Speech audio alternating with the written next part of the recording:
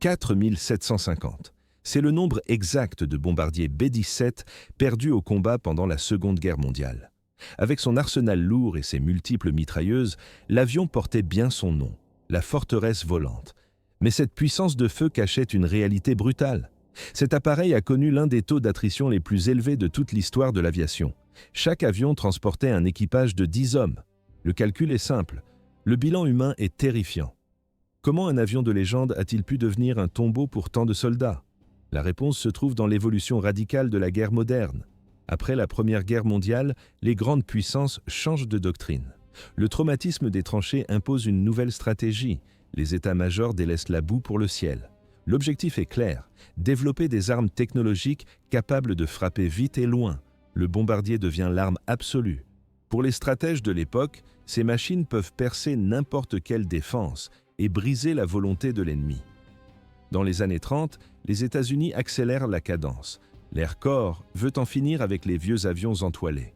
L'heure est au métal et à la modernité. En 1934, l'armée lance un appel d'offres officiel pour un nouveau bombardier à long rayon d'action. Le cahier des charges est strict. L'appareil doit voler à 400 km/h, atteindre 3000 mètres d'altitude et parcourir 3200 km sans ravitaillement.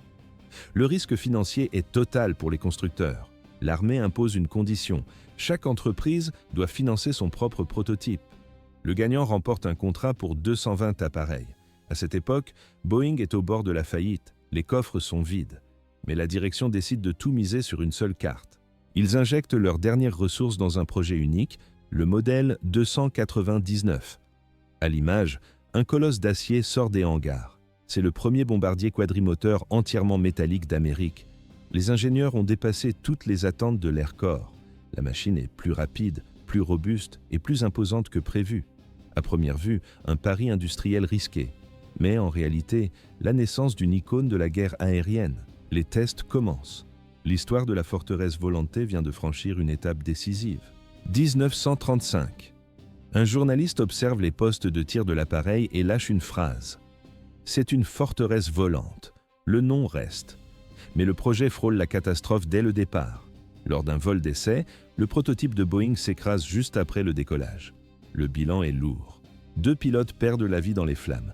Cet accident élimine Boeing de la course pour le grand contrat militaire. L'Air Corps choisit le Douglas DB-1 et passe commande de 133 exemplaires. Boeing est écarté.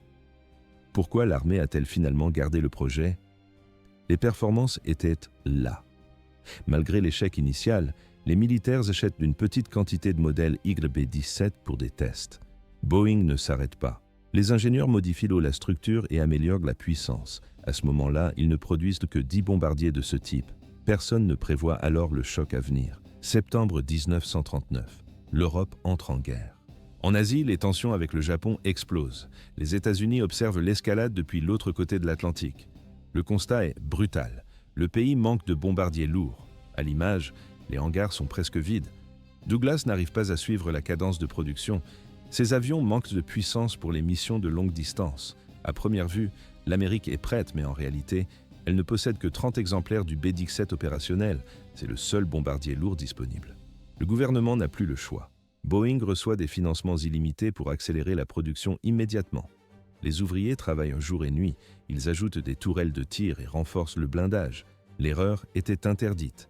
Mais le sort s'acharne encore. 20 modèles IB-17 sont envoyés en Grande-Bretagne pour la Royal Air Force. Pendant le transfert, une panne électrique survient. L'un des appareils décroche et s'écrase au sol. Une nouvelle tragédie. Pourtant, ce n'était que le début. La situation a empiré dès que les avions ont survolé le front.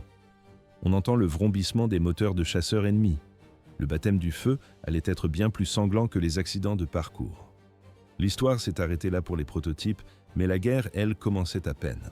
8 juillet 1941. C'est la date de la première mission de combat du B-17. Une escadrille de la Royal Air Force décolle pour bombarder un centre de construction navale en Allemagne. Pourquoi cette mission a-t-elle échoué? La réponse est technique, mais le résultat est sanglant. À haute altitude, le froid extrême bloque les mécanismes. Les mitrailleuses gèlent, les bombes tombent loin, très loin de l'objectif. À l'image, des points noirs dans le ciel, harcelés par des chasseurs allemands.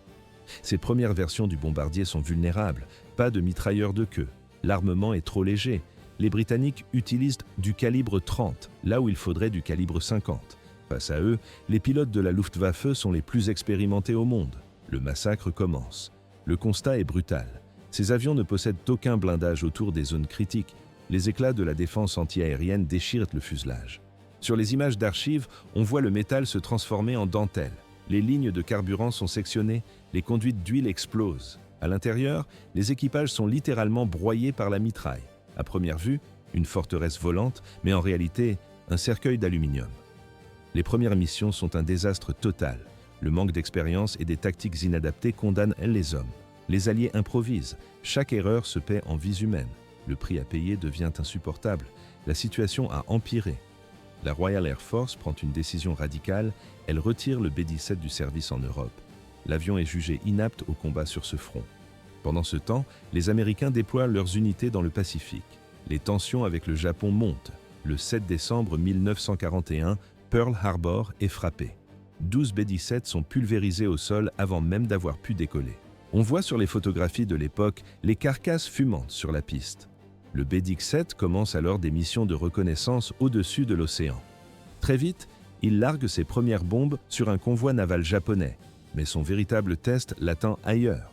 L'objectif est clair, détruire les usines et les infrastructures du Troisième Reich. Les États-Unis créent la 8e Air Force en Angleterre. Ils rejoignent la Royal Air Force pour une campagne de bombardement massive.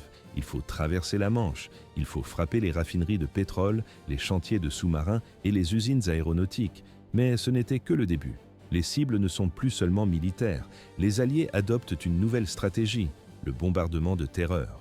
Il s'agit maintenant de frapper les villes pour briser le moral de la population. La guerre change de visage. Les missions à venir vont devenir les plus meurtrières de toute l'histoire de l'aviation. 1942. Les Alliés lancent une stratégie brutale, le bombardement des villes allemandes. L'objectif est clair, terrifier la population, briser la volonté de se battre, forcer une reddition inconditionnelle pour abréger le massacre. Mais Berlin ne cède pas. Pourquoi cette campagne a-t-elle failli s'arrêter ? La réponse tient en un mot, les pertes. Les Britanniques ont compris la leçon très tôt. Bombarder de jour revenait à envoyer les équipages à la morgue. Ils changent de tactique.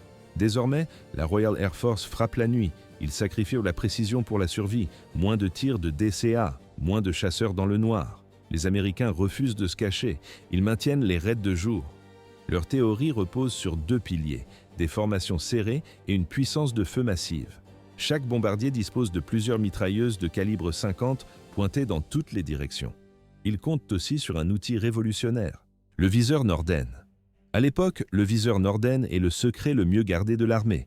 C'est un calculateur complexe. Il détermine la trajectoire exacte de la bombe. Pendant la phase d'attaque, le bombardier prend littéralement les commandes de l'avion via un système de pilotage automatique primitif.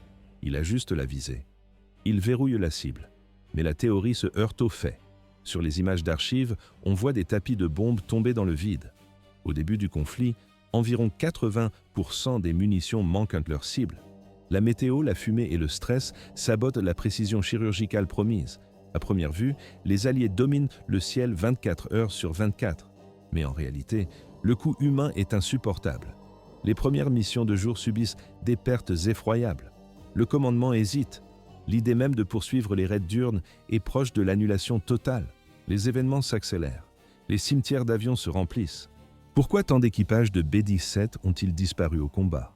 La situation devient critique. 70% de pertes, c'est le chiffre brutal qui définit la réalité des équipages de bombardiers. Pourquoi un tel carnage ? La réponse tient en 3 faits sombres. 2 d'entre eux concernent directement la riposte allemande. Le premier problème, l'absence d'escorte. Au début du conflit, le plan prévoyait que les B-17 volent seuls. Les chasseurs de l'époque n'avaient pas de réservoir de carburant suffisant. Ils ne pouvaient pas s'enfoncer profondément en Allemagne et revenir à leur base.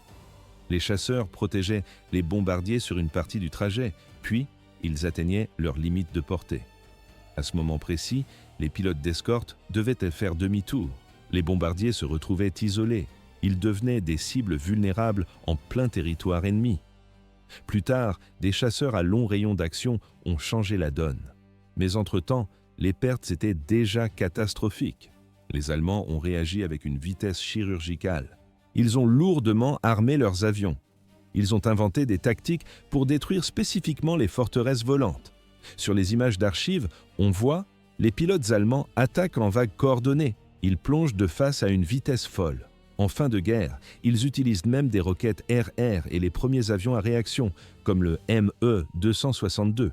Comment les B-17 se défendaient-ils? La situation a évolué.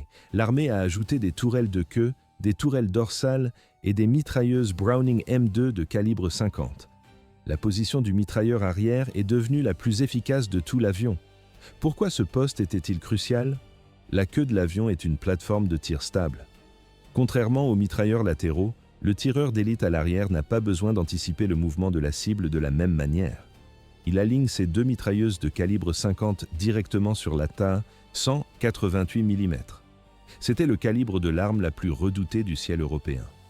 Le canon anti-aérien allemand tirait un projectile de 10 kg à une vitesse fulgurante. L'objectif était clair, atteindre les formations de bombardiers volants à haute altitude. Les batteries réglaient les fusées de proximité pour que l'obus explose exactement au milieu de la flotte alliée. À l'impact, l'acier se brisait. Des milliers de fragments tranchants saturaient l'espace. Quels étaient les dégâts réels? À l'image, on voit la peau d'aluminium d'un B-17 déchirée comme du papier. Mais en réalité, le métal n'était pas la seule cible. Les éclats sectionnaient les conduites de carburant et les câbles hydrauliques. Dans le fuselage, les corps étaient embroyés par la mitraille. La précision n'était pas due au hasard. Les Allemands utilisaient le Kommando Gera.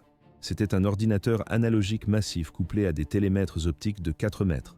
Plus tard, ils ont intégré les données des radars Würzburg. La machine calculait tout en temps réel, distance, vitesse, altitude. Ce cerveau d'acier envoyait les angles de tir et le timing des explosions directement au canon via des câbles électriques. Une batterie entière de 4 pièces fonctionnait comme un seul organisme. Les tirs étaient coordonnés pour créer un mur de feu sur la trajectoire des bombardiers. Mais le travail des artilleurs restait un enfer. Pour obtenir un coup direct, chaque donnée devait être parfaite. La technologie était primitive face aux standards actuels. Les obus mettaient entre 20 et 30 secondes pour atteindre leur cible. C'est là que le duel commençait. Toutes les 30 secondes, les pilotes alliés changeaient légèrement de cap ou d'altitude. Une manœuvre brusque pour briser les calculs au sol. Même un tir parfaitement ajusté pouvait exploser dans le vide. Les bombardiers volaient de manière imprévisible par pur instinct de survie. La guerre technologique a alors basculé dans une autre dimension. Les Allemands amélioraient leurs radars. Les Alliés répliquaient avec le brouillage électronique. À l'écran, on observe le déploiement des contre-mesures. Les Alliés larguaient des milliers de bandelettes d'aluminium, le Schaff, pour aveugler les écrans allemands. C'était un duel technique permanent. D'un côté, le raffinement des radars et l'intégration des données. De l'autre, le brouillage sonore et la saturation des fréquences. La bataille ne se jouait plus seulement dans les airs, elle se jouait dans les circuits électriques. Chaque camp cherchait la faille pour prendre l'avantage. La situation s'est durcie jusqu'au dernier jour du conflit. 1943. Le ciel européen devient un terrain de chasse. Pour les équipages des bombardiers B-17, chaque mission est un duel contre l'invisible.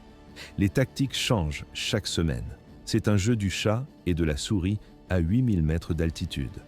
Les pilotes utilisent donc des manœuvres évasives pour brouiller les radars ennemis. Ils dégradent la précision du guidage adverse. Mais la réalité finit toujours par les rattraper. À l'approche de la cible, la liberté de mouvement disparaît. Pour larguer les bombes avec précision, la formation doit voler droit. Une ligne parfaite, une altitude fixe. Pendant ces quelques minutes critiques, les avions deviennent des cibles immobiles pour la DC-1 allemande. Les artilleurs au sol changent alors de méthode. Ils renoncent à la précision pour privilégier le volume. Le ciel se remplit d'acier. Les Allemands saturent l'espace aérien. Des milliers d'obus explosent simultanément pour créer un mur de fragments.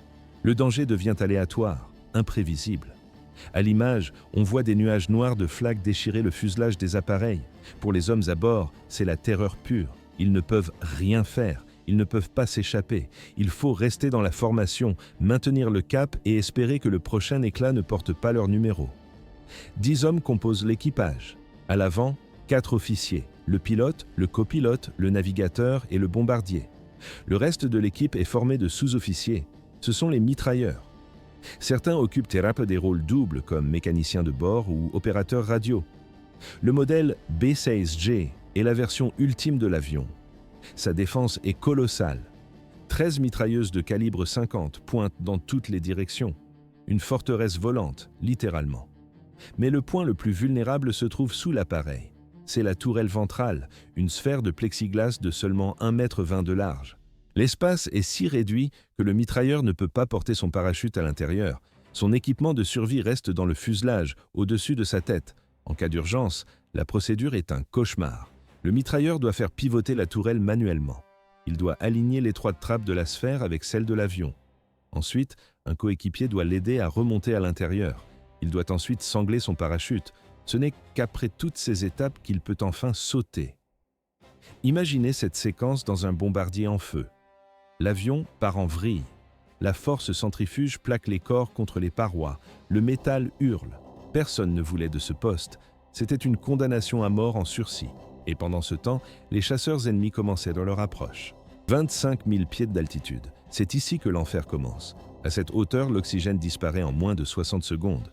Pourquoi le mitrailleur ventral était-il le premier visé? La réponse est simple. Sa tourelle était le point le plus vulnérable et le plus dangereux du bombardier. Pour les chasseurs allemands, il était la cible prioritaire. Un poème hantait les équipages. L'auteur y racontait qu'à la fin de la mission, on avait dû le nettoyer à l'aide d'un tuyau d'arrosage. Ce n'était pas une image littéraire, c'était la réalité. À l'image, un jet d'eau nettoie une paroi métallique ensanglantée.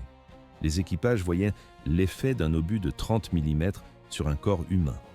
La chair ne résistait pas à l'acier. Beaucoup de survivants sont rentrés brisés, l'esprit marqué par la vision de leurs amis déchiquetés. Statistiquement, les mitrailleurs latéraux avaient le moins de chances de survie. Ils tiraient avec des mitrailleuses de calibre 50 à travers des fenêtres béantes. Entre eux et le feu ennemi, il n'y avait que le vent glacial. Plus tard, on a ajouté des vitres en plexiglas. Pour eux, c'était le luxe absolu. Mais le confort n'existait pas dans un BX-7. Les cabines n'étaient que pas pressurisées. La technologie de l'époque ne le permettait pas. Si le masque à oxygène tombait en panne, le cerveau s'éteignait en quelques instants. La température chutait à moins 60 degrés Fahrenheit. Les hommes portaient des combinaisons chauffantes électriques, mais le système était capricieux. Soit ils tombaient en panne de courant, soit ils brûlaient la peau. Toucher le métal nu sans gants, la peau s'arrachait instantanément. Les engelures étaient la norme, pas l'exception. À première vue, un avion solide, mais en réalité, un cercueil de métal gelé. Si le système d'oxygène lâchait, il restait les bouteilles portables. De simples cylindres avec une réserve minuscule. Juste assez de temps pour entamer une descente d'urgence vers une altitude respirable. Sauter en parachute n'était pas plus sûr. Les statistiques sont formelles. Seul un aviateur sur 4 ayant sauté au-dessus du territoire ennemi a survécu à la guerre. Le bombardier disposait de plusieurs issues. La trappe avant, la soute à bombe, les ouvertures latérales et l'arrière. Mais quand l'avion partait en vrille ou prenait feu, tout se bloquait. Les trappes se tordaient sous la pression. Le mitrailleur ventral n'avait même pas de parachute sur lui. Celui du mitrailleur de queue était fixé sur la paroi du fuselage, derrière son siège. Dans la fumée et le chaos d'une chute libre, l'atteindre était impossible. On voit à l'écran un bombardier qui bascule violemment sur l'aile en plein ciel. Beaucoup tombaient dans le vide sans rien. Soit le parachute avait été brûlé, soit la force centrifuge empêchait de le saisir.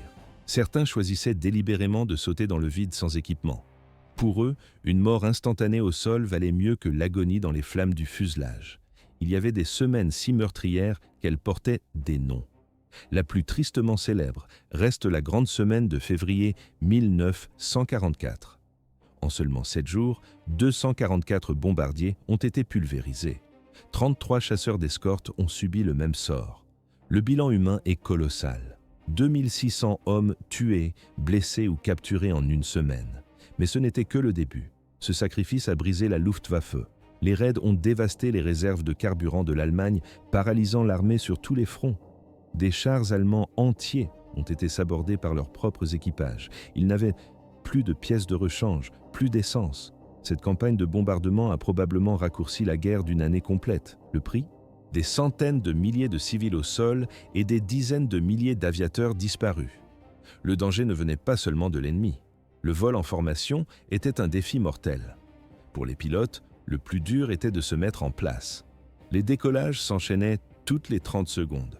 Un avion roulait déjà sur la piste alors que le précédent n'avait pas encore quitté le sol. Il fallait ensuite assembler 18 appareils, puis 36 en une forme de V parfaite. Tout cela dans le brouillard épais de l'Angleterre. La caméra enregistre « 2 masses sombres se frôlent dangereusement dans les nuages. Les collisions étaient vite fréquentes. Les jeunes pilotes manquèrent d'expérience. L'entraînement seul a tué des milliers d'hommes. 5000 membres d'équipage sont morts dans des accidents aux États-Unis avant même d'avoir vu l'Europe. Pourtant, rester groupés était la seule chance de survie. » Après la guerre, les études ont montré que la moitié des B-17 abattus étaient ceux qui avaient quitté la formation. Parfois par manque de discipline, mais souvent à cause des dégâts mécaniques ou de la DCA allemande. Une fois seul, le bombardier devenait une proie facile. La formation permettait de croiser les tirs, créant un mur de plomb. Mais un seul obus pouvait endommager plusieurs avions proches. Pire encore, les tirs alliés faisèrent des victimes dans la panique des attaques de chasseurs. Le chaos était total. Garder le contrôle était une mission impossible. Puis sont venus les raids sur Berlin. La capitale du Reich était la ville la mieux défendue d'Allemagne. Elle était entourée de tours de DCA en béton massif capables de résister à des bombes de 500 livres. Le 6 mars 1944, la 8e Air Force a subi sa plus grosse perte en une seule journée. 69 bombardiers ont été abattus lors du premier raid de jour sur la ville. Mais en échange, ils ont détruit 160 chasseurs allemands. À la fin de la guerre, la Luftwaffe est devenue désespérée. Les pilotes allemands ont formé des unités de choc. Leur mission, percuter volontairement les B-17 avec leurs propres avions une fois leurs munitions épuisées. C'était une version allemande des tactiques kamikazes. Ces collisions suicidaires ont réellement eu lieu lors de la dernière année du conflit. Au total, les équipages des forteresses volantes ont tiré plus de 90 millions de munitions de calibre 50. Ils ont abattu 18 000 avions allemands et largué un tiers des bombes alliées sur l'Europe. Le bilan final est lourd. Sur 250 000 hommes ayant volé sur B-17, plus de 46 000 ont été tués, blessés ou capturés. Peu de métiers dans l'histoire ont été aussi meurtriers. Ainsi s'est achevée l'épopée de la forteresse volante.